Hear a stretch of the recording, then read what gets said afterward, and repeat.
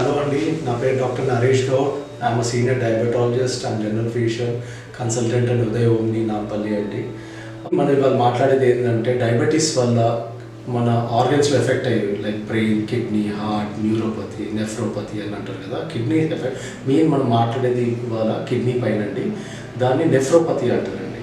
ఇవన్నీ మన sugar levels control లేనప్పుడు ఆ ఎఫెక్ట్ మనకి కిడ్నీస్ మీద కూడా చూపిస్తుందండి.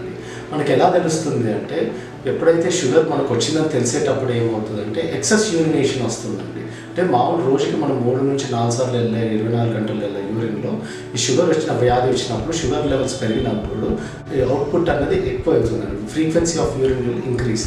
దానివల్ల మీకు అలానే నెగ్లెక్ట్ చేస్తే షుగర్ లెవెల్స్ని మనం నెగ్లెక్ట్ చేసి ఆ లెవెల్స్ అలానే మెయింటైన్ చేస్తే మన కిడ్నీ మీద ఎఫెక్ట్ పడేది చాలా ఉంటుందండి. దాన్ని డయాబెటిక్ నెఫ్రోపతి అంటాము. చాలామంది తెలిసే లోపలే CKD క్రానిక్ కిడ్నీ డిసీజ్ లెవెల్కి వెళ్ళిపోతారండి. అంటే ఇది ఎలా కనుక్కోవడం అంటే మన షుగర్స్లో పెరిగినప్పుడు మనకి యూరిన్ ఎక్సెస్ వస్తుంది. మన యూరిన్లో మనం టెస్ట్ చేయించినప్పుడు ప్రోటీన్యూరియా అంటే ప్రోటీన్స్ యూరిన్లో లీక్ అవుతాయి, అండ్ గ్లూకోజ్ అంటే షుగర్ లెవెల్స్ యూరిన్లో లీక్ అవుతాయి, and even serum, creatinine, 24 hours urine examination ఇవన్నీ చేస్తాము. చేసినప్పుడు కానీ మనము దాన్ని నెఫ్రోపతి అని చెప్పి డయాగ్నోస్ చేయలేము.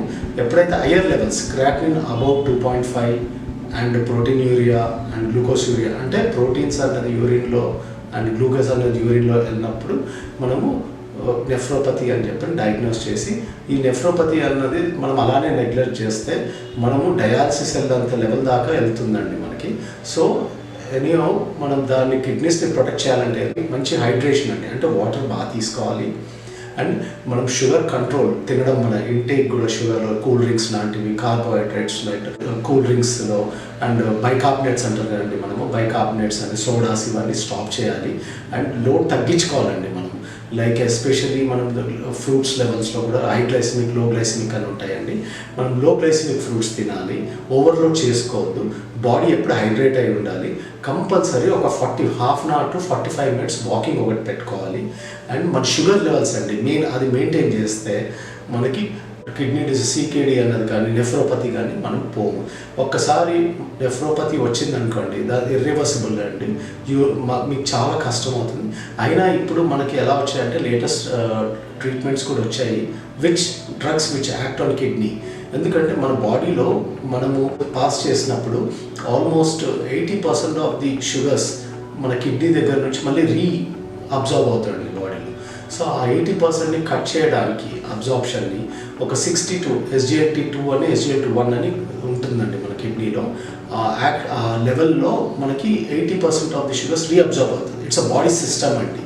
సో అక్కడ కూడా ఇప్పుడు మనకి కొత్త లేటెస్ట్ డ్రగ్స్ అవన్నీ వచ్చాయి. ఎక్కడ ఏంటంటే 80% కాకుండా 60% షుగర్ని అబ్జర్వ్ చేయకుండా యూరిన్లో పంపించేయడానికి. So these are latest medicines కూడా వచ్చాయి మనకి విచ్ ప్రొటెక్ట్స్. సో ఇవన్నీ వాడాలంటే కూడా మన కిడ్నీ బాగుండాలి. సో కిడ్నీ బాగుండాలంటే నార్మల్ మన క్రియాటినిన్ 1.1, 1.2 దాకా ఉంటే పర్లేదండి. మ్యాక్స్ 1.5 అది. ఇంకోటి EGFR అని ఉంటుందండి, అది అబౌవ్ 80 ఉంటే మన కిడ్నీ సేఫ్ అన్నట్టు. సో మై కన్సర్న్ ఇస్ మంచి హైడ్రేట్, మంచి వాటర్ తాగండి, షుగర్ లెవెల్స్ కంట్రోల్ చేయండి, డైట్ లెవెల్ని కంట్రోల్ చేయండి, exercise daily minimum half an hour to 45 minutes చేయండి.